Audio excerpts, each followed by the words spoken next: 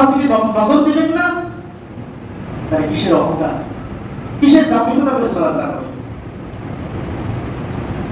আল্লাহ তাআলা তাকাবেন না ওই ব্যক্তির দিকেও। মান জাররা ইজারাহু বাতারা, অহংকার বশত যে লুঙ্গি বা পাজামা পরিধেয় বস্তু যে টাকনুর নিচে পরিধান করে, আল্লাহ ওর দিকেও তাকাবেন না।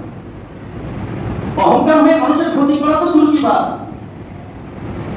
খালি নিজের লুঙ্গিটা শেষে যাচ্ছে। সমাজে এরকম লোকের সংখ্যা আছে না নাই? অনেক আছে, শেষরায় যাচ্ছে, খবরে মানে প্রথমে বলছি যে রাস্তা ঝাড়ু দিয়ে যাচ্ছে, নিজের পরনের লুঙ্গি দিয়ে রাস্তা ঝাড়ু দিয়ে যাচ্ছে, ওনার খবরই নেই। দুনিয়ারও বিপদ, ওই লুঙ্গি নিয়ে বাড়ি বইয়ের যখন ধুয়ে দেয়, বইও বেড়ে যে চলাফেরা করেন বেদরের টাকা, ওই জন্য কাপড় হয়েছে এরকম কথা। পরকালেও আল্লাহ তার দিকে তাকাবেন না। লা ইয়ানজুরুল্লাহু ইয়াওমাল কিয়ামাতি ইলা মান জাররা ইজারাহু বাতারা, যে ব্যক্তি তার পরিধেয় বস্তু দিয়ে রাস্তা ঝাড়ু দেয়, ওই ব্যক্তির দিকেও আল্লাহ তাআলা তাকাবেন। আল্লাহর আনুগত্যশীল হয়ে চলতে হবে, বিনয়ী হয়ে চলতে হবে। হযরত ওমর রাদিয়াল্লাহু তাআলা আনহু থেকে বর্ণিত হাদিস, এটা বাইহাকির হাদিস। রাসূলুল্লাহ সাল্লাল্লাহু আলাইহি ওয়াসাল্লাম তার দ্বিতীয় খলিফা, তিনি মানুষদেরকে ডাক দিয়ে বলতেছেন, ইয়া আইয়ুহান নাস, হে মানব সকল, তাওয়াক্কালু, তুমি বিনয়ী হও, বিনয়ী হয়ে চলাফেরা করো।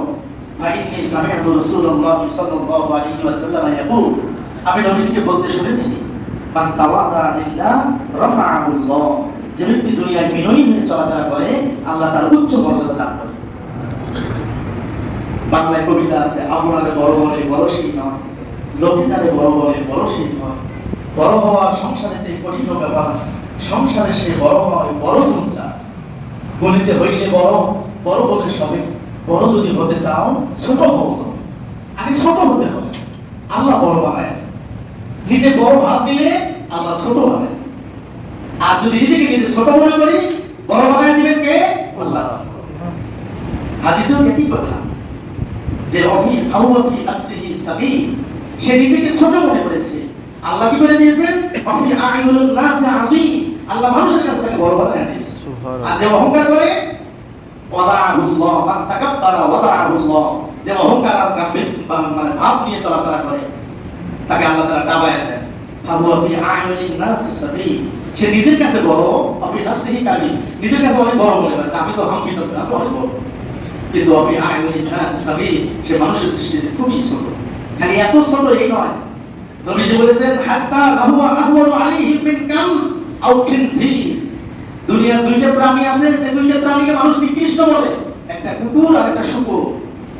নবীজি বলেন, হাত্তা লাহুয়া আহওয়ানু আলাইহিম, ওই লাহুয়ানু আলাইহিম, ওই লোকটা মানুষের কাছে কুকুর আর শূকরের চাইতেও নিকৃষ্ট হয়ে যায়। মানুষ দেখবে তার অত্যাচারে যদি নিষ্পেষিত হয়, জুলুমে যদি নির্যাতিত হয়, তখন মানুষ মন থেকে কষ্ট করে বলে যে এই কুকুরটার কারণে আমার এই ক্ষতি হলো, এই সুরটা যদি না থাকতো, এরকম করে কিন্তু মানুষ গালি দেয়। ওই ওই ব্যক্তি হওয়া যাবে না, ওই ব্যক্তি আল্লাহর বান্দা হতে পারে না, ওই ব্যক্তি আল্লাহর বান্দা হতে পারে না। আমার আপনার চলাফেরা ওইভাবে হতে পারে না।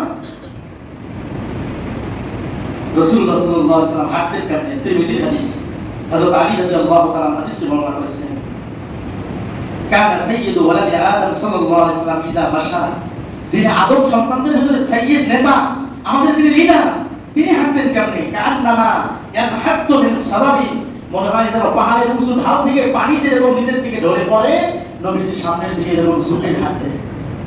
ওয়া কান্নামাল আরদু তুতওয়া লাহু, নবীজি যখন নিজেকে ছোট মনে করে রাস্তা দিয়ে হাঁটতেন, মনে হতো যেন জমিনটা তার জন্য আল্লাহ তাআলা বিছিয়ে দিয়েছে, সহজ করে দিয়েছে। আমাদের হাঁটা চলা হবে নবীর মতো, নবীর বৈশিষ্ট্যের মতো, অহংকার করে কোনো কিছুই হয় না। একজন ফার্সি কবি তিনি বলতেছেন, মিটাতে আপনি হাস্তি তো আগার কুছ মর্তবা চাও, যদি কিছু মর্তবা চাও, মর্যাদা চাও, তাহলে আমার আপনার যে ভেতরের আমিত্ব আছে এটাকে মিলিয়ে দাও। কে দানা খাদ মে মিলকর গলে গুলজার হতা है, একটা ধানের বীজ, এটা মাটির স্পর্শ যখন পায় তখন সেটা একটা গাছে রূপান্তরিত হয়। একটা শস্য দ্বারা যখন মাটির সাথে মেশে তখন সে একটা বড় গাছ হয়, বাগান হয়, বাগানে ফুল ফোটে, ফুলে গুলজার হয়ে যায়, ফুলে ভরপুর হয়ে যায়, বাগান সুসজ্জিত হয়, ফলে ফুলে বাগানটা ভরপুর হয়ে যায়। কিন্তু ওইটা যদি মাটির সাথে না মেশায়া শোকেজে যদি একটা ফ্রিজে করে রাখতাম, কিয়ামত পর্যন্ত রাখলেও ওখান থেকে কি কোনো বীজটা অঙ্কুরিত হবে না।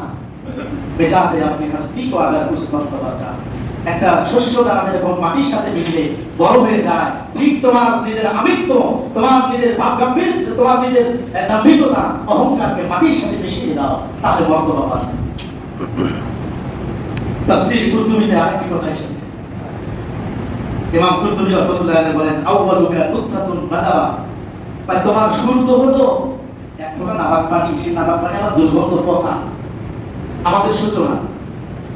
ওয়া আখিরুকা জিফাতুন কাসিরা, আর তোমার শেষ হবে নোংরা একটা লাশে, যে লাশ খালি মানুষ দাফন করার জন্য ব্যস্ত হয়ে যায়, যে দুর্গন্ধ ছড়াবে। কথা বলেন ঠিক না ঠিক?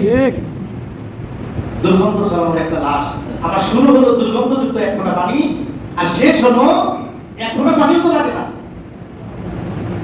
হাজার হাজার সূত্রের মধ্যে একটা সূত্রের মধ্যে সূক্ষ্ম, কত সূক্ষ্ম, যেটা শুরু হলো নোংরা, শেষ হচ্ছে নোংরায়।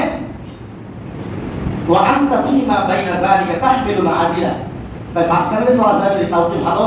এই প্যানের মধ্যে কি আছে, কি গোলাগুলি নিয়ে বেড়ান, এই টয়লেটে গেলে কি যা খায় সব তো প্যানে গেলে নিয়ে বেড়াই, মানে সিটি কর্পোরেশনের ময়লা উঠানো গাড়ি, আমরা